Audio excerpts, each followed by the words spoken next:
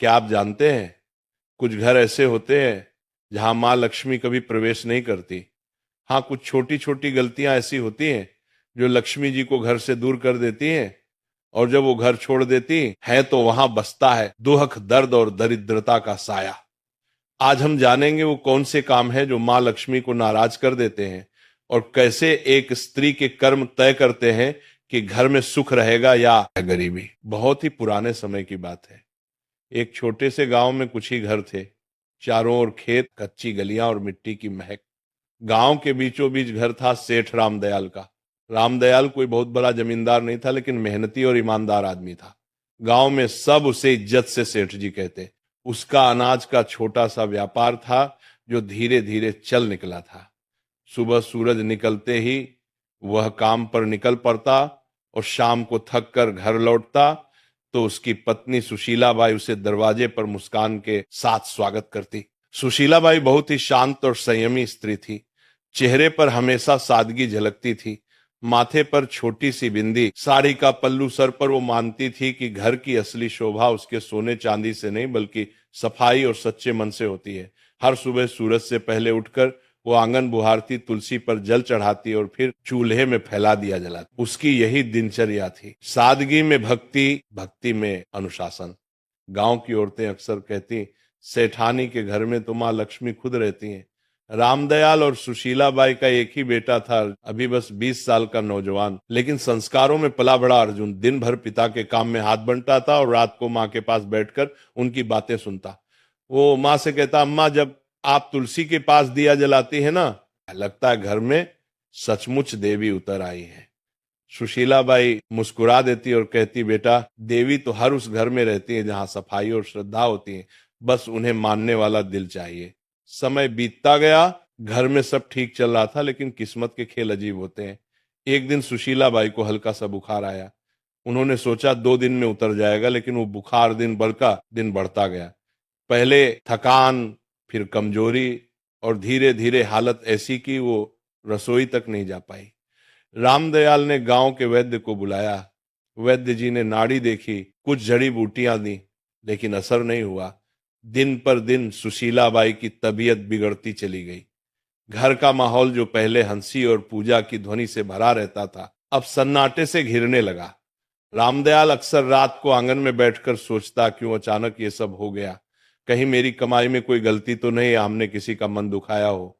वो ऊपर आसमान की तरफ देखता और मन ही मन माँ लक्ष्मी से कहता, माँ जो भी भूल हुई हो क्षमा करना। लेकिन जवाब में बस हवा की धीमी सरसराहट सुनाई देती। अर्जुन हर पल माँ के पास रहता, उनके लिए काढ़ा बनाता, सिर दबाता, और धीरे धीरे ये समझने लगा कि घर की नींव माँ ही होती है। सुशीलाबाई के बीमार पड़ते ही घर का सारा क्रम बदल गया था।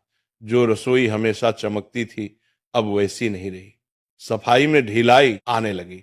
पूजा भी कभी होती, कभी नहीं। धीरे धीरे वो पवित्रता जो घर की पहचान थी, जैसे फीकी पड़ गई। एक रात जब सेठ अपनी पत्नी के सिरहाने बैठा था, उसने कहा, सुशीला मैं सोच रहा हूं अब अर्जुन की शादी कर दूं। सुशीलाबाई ने धीरे से आंखें खोली। इतनी जल्दी? अभी तो वो बच्चा है। रामदयाल ने कहा, अब वो बच्चा नहीं रहा, घर को संभालने वाला समय आ गया है, और मैं चाहता हूं कि जब तक तुम हो, नई बहू को अपने हाथों से देख लो। ये कहते कहते उसकी आवाज भारी हो गई। सुशीलाबाई ने कुछ पल सोचा, फिर बोली, अगर तुम्हें लगता है कि यही सही है तो कर दो। अगले ही दिन उसने तय कर लिया कि वो अपने बेटे के लिए एक सचरित्र और संस्कारी लड़की ढूंढेगा जो घर को फिर से वैसे ही सजा दे, जैसे उसकी पत्नी ने किया था। गांव में खबर फैल गई कि सेठ रामदयाल अपने बेटे अर्जुन के लिए बहू ढूंढ रहे हैं। चौपालों पर बैठे बुजुर्ग हों या कुएं पर बातें करती औरतें, सबके बीच यही बात घूम रही थी। कोई कहता, सेठ जी को बड़े खानदान की बहू चाहिए होगी, तो कोई जवाब देता नहीं, वो तो सादगी और संस्कारों वाले घर की लड़की ही पसंद करेंगे। धीरे धीरे ये बात पूरे इलाके में फैल गई। हर कोई जानता था कि सेठ रामदयाल अपने बेटे की गृहस्थी बसाने की तैयारी कर रहे हैं। रिश्तों की चर्चा शुरू हुई तो आसपास के गांवों से लोग सुझाव देने आने लगे। हर कोई अपने घर की बेटी की तारीफ करता। सेठ सबकी बातें सुनता, लेकिन हर बार उसके मन में एक ही बात घूमती, सौंदर्य या अमीरी से घर नहीं चलता, घर तो संस्कारों और संयम से बनता है। उसी दौरान उसका पुराना परिचित गोविंद जी मिलने आया।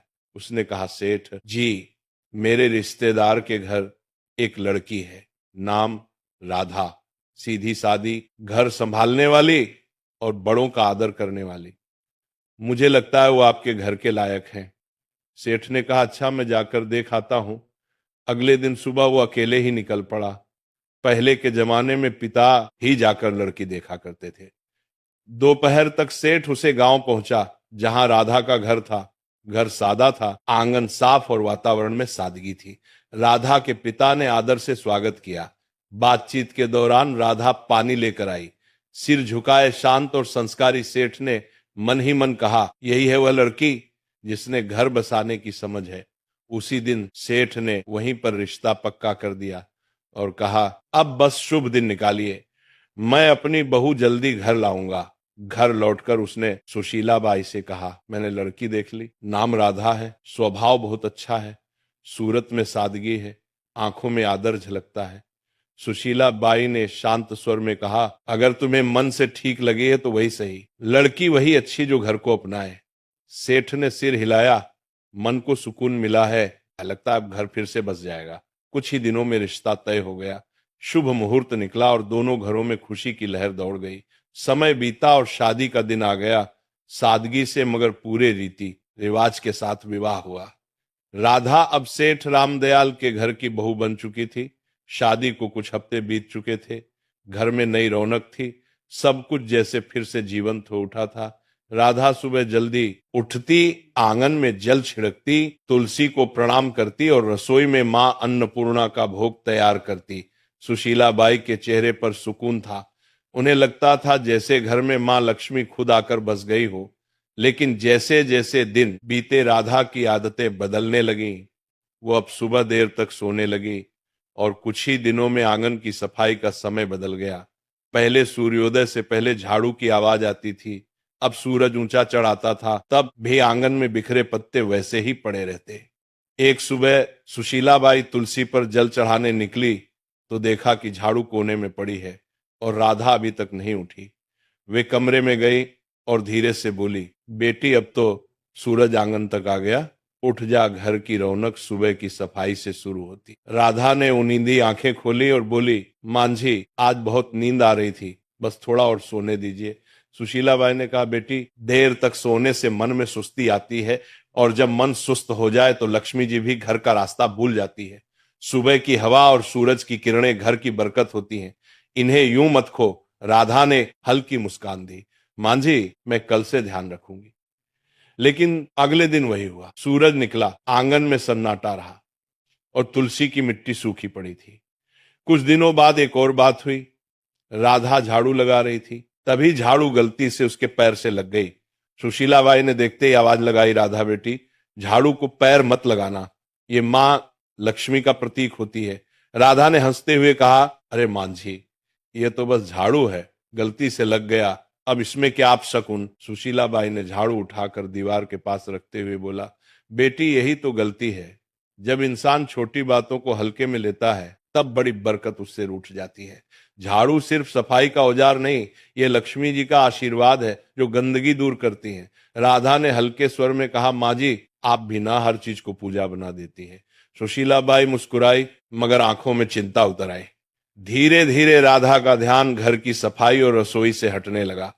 एक रात वह खाना बनाकर थक गई और जूठे बर्तन चूल्हे के पास ही छोड़कर सोने चली गई। आधी रात को जब सुशीलाबाई पानी पीने उठी तो देखा कि रसोई में जूठे बर्तनों का ढेर लगा है। सुबह उन्होंने राधा से कहा, बेटी, रसोई मां अन्नपूर्णा का घर है, वहां गंदगी छोड़ना ठीक नहीं। रात की गंदगी से नकारात्मकता पनपती है। राधा ने कहा, माँ जी, आप तो बस चिंता करती रहती हैं, मैं साफ कर दूंगी ना अभी। सुशीलाबाई ने गहरी सांस लेकर कहा, बेटी, जो काम शाम का हो उसे सुबह तक टालना बरकत को टालना है। साफ रसोई से ही सुख का आरंभ होता है। राधा ने कुछ नहीं कहा पर उसके चेहरे पर थकान और अनिच्छा साफ झलक रही थी। शाम का समय था, सूरज ढल चुका था और घर में दिया जलाने का वक्त था। तभी राधा ने झाड़ू उठाई और आंगन बुहारने लगी। सुशीलाबाई ने तुरंत आवाज लगाई, राधा शाम को झाड़ू नहीं लगाते बेटा। इस वक्त माँ लक्ष्मी घर में प्रवेश करती हैं। राधा ने बिना रुके कहा, माँ जी, जब दिन में वक्त नहीं मिलता तो शाम को ही सफाई करनी पड़ती है, इससे क्या फर्क पड़ता है। सुशीला बाई दरवाजे पर खड़ी होकर बोली, फर्क पड़ता है बेटी। शाम को झाड़ू लगाने से लक्ष्मी जी का आशीर्वाद बाहर निकल जाता है। बरकत सिर्फ कमाई से नहीं आती, आदतों से आती है। राधा ने झाड़ू एक ओर रख दी और बोली, मां जी मैं आपकी इज्जत करती हूं, पर अब जमाना बदल गया है, लोग ये सब बातें नहीं मानते। सुशीला बाई ने शांत स्वर में कहा, बेटी जमाना बदल सकता है लेकिन घर की नींव नहीं। जो परंपरा से जुड़ा रहे वही स्थिर रहता है। कुछ दिन बाद एक और घटना हुई। राधा ने खाना खत्म होने के बाद झूठे बर्तन चूल्हे के ऊपर रख दिए। जब सुशीला बाई ने देखा तो बोली, बेटी चूल्हा मां अन्नपूर्णा का आसन है, वहां झूठे बर्तन नहीं रखे जाते। राधा ने बिना ऊपर देखे कहा, माँ जी मैं बस जगह की कमी से रख दिए थे, बाद में धो दूंगी। सुशीला बाई ने कहा, रसोई में पवित्रता सबसे जरूरी है, अगर चूल्हे पर गंदगी होगी तो लक्ष्मी जी की कृपा भी घट जाएगी। राधा ने मुस्कुराते हुए कहा, माँ जी हर चीज में देवी ढूंढना बंद कीजिए, खाना तो मैंने बना ही दिया ना, अब थोड़ी देर में सब साफ हो जाएगा। सुशीला बाई ने कोई जवाब नहीं दिया। उनके चेहरे पर निराशा थी, मगर मन में अब भी उम्मीद थी कि शायद एक दिन राधा इन बातों का अर्थ समझ लेगी। धीरे धीरे घर का माहौल बदलने लगा। पहले जहां सुबह पूजा की घंटी बजती थी, अब सन्नाटा रहता था। तुलसी के पास मिट्टी सूख गई थी, दीपक बुझा रहता था। सुशीला बाई अब भी हर सुबह तुलसी के सामने खड़ी होकर कहती, हे माँ, इस घर पर अपनी कृपा बनाए रखना, मेरी बहू को सही समझ देना। लेकिन जैसे घर की रोशनी धीरे धीरे कम होती जा रही थी, सेठ रामदयाल अब चिंतित रहने लगा था। उसे लगता घर में कोई अदृश्य भारीपन फैल गया है। एक दिन उसने सुशीला बाई से कहा, लगता है माँ लक्ष्मी रूठ गई हैं। सुशीला बाई ने चुपचाप सिर झुका लिया। उन्हें पता था यह सब राधा की लापरवाह आदतों का नतीजा है, पर वो अभी भी उसे डांटना नहीं चाहती थी। उनका विश्वास था कि प्यार से समझाने पर राधा बदल जाएगी। समय बीतता गया और घर की रौनक धीरे धीरे जैसे मिट्टी में मिलने लगी। पहले जहां सुबह तुलसी के पास दिया जलता था, अब वहां धूल जमने लगी थी। राधा अब ज्यादातर उदास या व्यस्त रहती, सफाई आधी अधूरी, पूजा कभी कभी, और घर में अब वो अपनापन नहीं था जो पहले हर कोने में झलकता था। सेठ रामदयाल ने सबसे पहले बदलाव अपने व्यापार में महसूस किया। पहले जो सौदे फायदेमंद रहते अब घाटे में जाने लगे। गोदाम में अनाज में कीड़े लग गए, कुछ सौदे अटक गए और पुराने ग्राहक धीरे धीरे दूर होने लगे। सेठ कई रातें जागकर हिसाब किताब देखता, मगर समझ नहीं पाता कि गलती कहां हो रही है।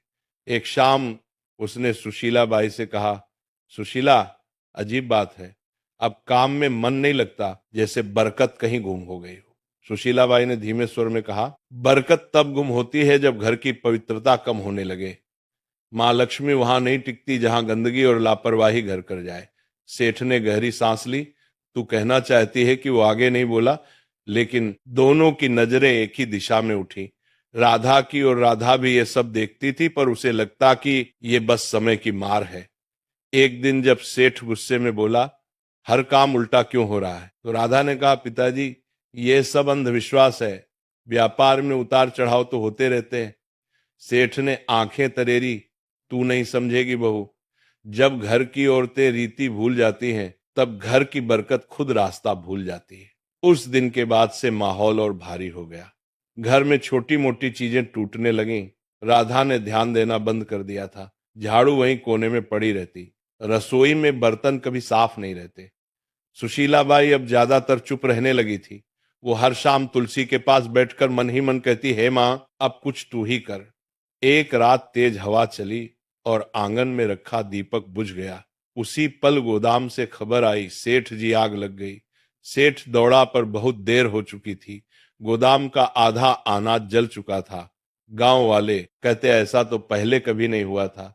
रामदयाल वहीं बैठ गया, माथे पर हाथ रखकर बोला, लगता है माँ लक्ष्मी ने सच में मुंह मोड़ लिया है। घर लौटते समय उसकी आंखों में आंसू थे। उस रात घर में कोई नहीं बोला। सेठ के दिल में पहली बार यह एहसास बैठ गया था, अब अगर कुछ नहीं बदला तो इस घर की खुशियां कभी वापस नहीं आएंगी। सेठ की मेहनत, नाम और इज्जत सब एक साथ डूब गए।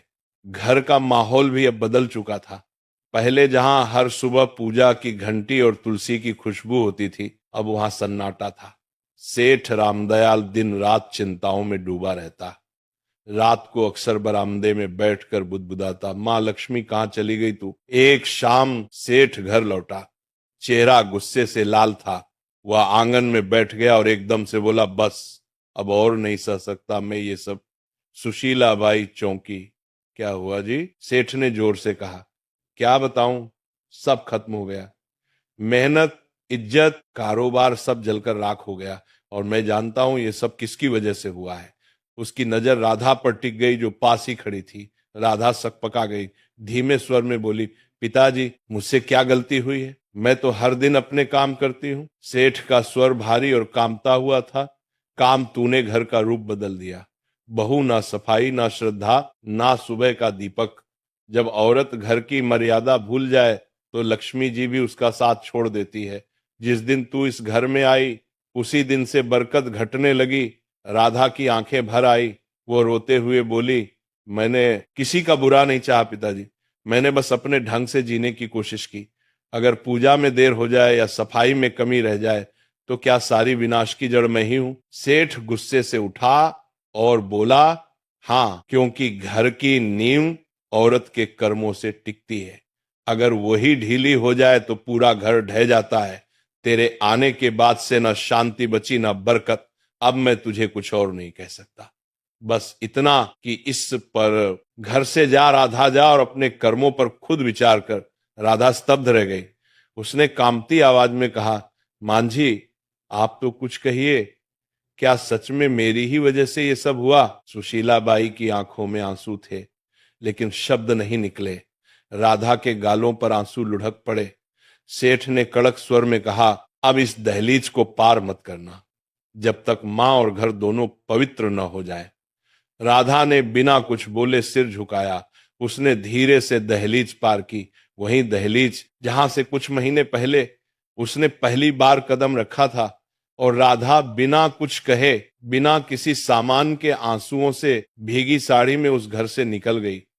कदम भारी थे लेकिन मन में एक संकल्प चल रहा था।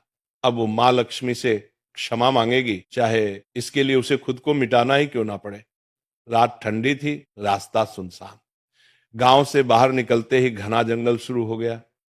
पेड़ों की छांव में चांद की किरणें भी मुश्किल से पहुंचती थी। वो एक पुराने बरगद के नीचे बैठ गई। आंसू रुक नहीं रहे थे मगर भीतर एक अजीब सी दृढ़ता थी। उसने हाथ जोड़कर कहा, मां, जब तक आप दर्शन नहीं देंगी मैं ना अन्न ग्रहण करूंगी ना जल। रात बीती, दिन निकला। भूख ने शरीर तोड़ दिया पर उसका मन और मजबूत होता गया। तीसरे दिन जब सूरज ढलने को आया तो चारों ओर अचानक हल्की रोशनी फैलने लगी। राधा ने आंखें खोली। सामने सुनहरी आभा थी और उस आभा से निकला एक दिव्य स्वर। राधा कांपते हुए उठी, माँ लक्ष्मी, क्या सच में आप मेरे सामने हैं? माँ लक्ष्मी मुस्कुराई। उनका चेहरा प्रकाश से भरा था। हाँ बेटी, मैं आई हूं। तेरा आह्वान सच्चा था।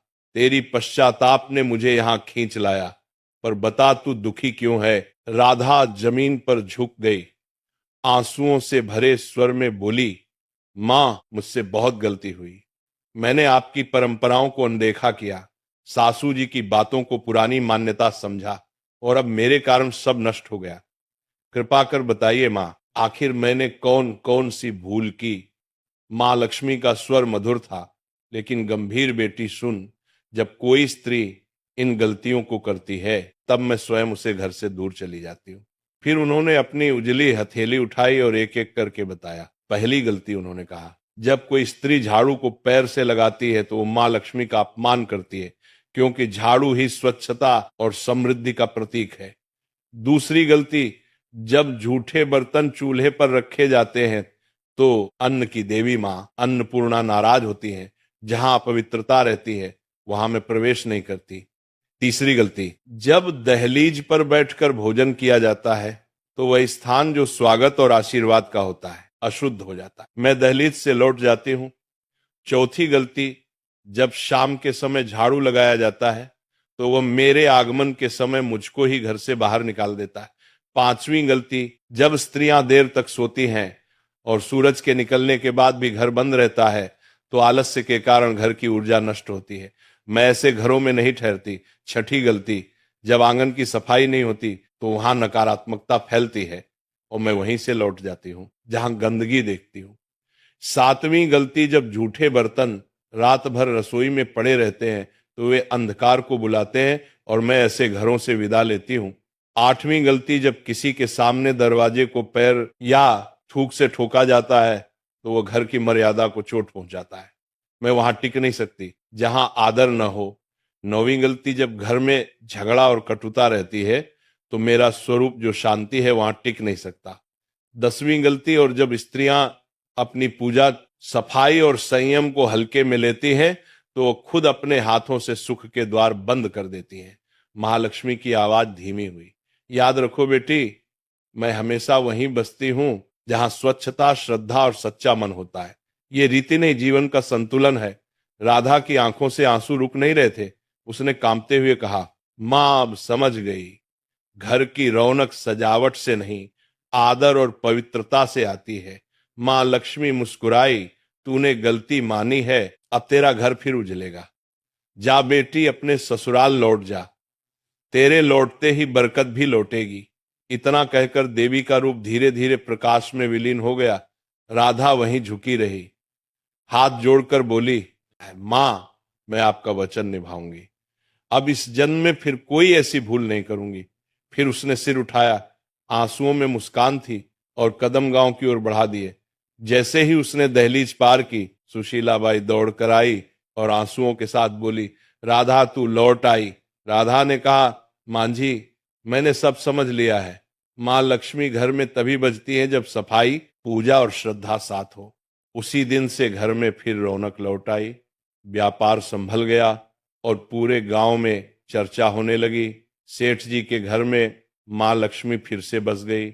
याद रखिए, जो स्त्रियां घर में गंदगी रखती हैं, देर तक सोती हैं, रसोई में जूठे बर्तन छोड़ती हैं, शाम को झाड़ू लगाती हैं, दहलीज पर बैठती हैं या सफाई को हल्के में लेती हैं, उस घर में कभी मां लक्ष्मी प्रवेश नहीं करती। ऐसे घरों में सुख नहीं टिकता, बल्कि दरिद्रता और दुख का वास बन जाता है। मां लक्ष्मी उन्हीं घरों में निवास करती है जहां स्वच्छता, सच्चाई और श्रद्धा हो।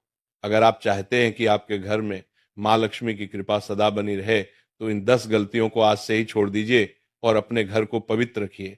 अगर आपको मां लक्ष्मी और राधा की ये कहानी अच्छी लगी हो तो इस वीडियो को लाइक करें और ऐसे ही हर रोज प्रवचन सुनने के लिए चैनल को सब्सक्राइब करें। बोलो जय मां लक्ष्मी।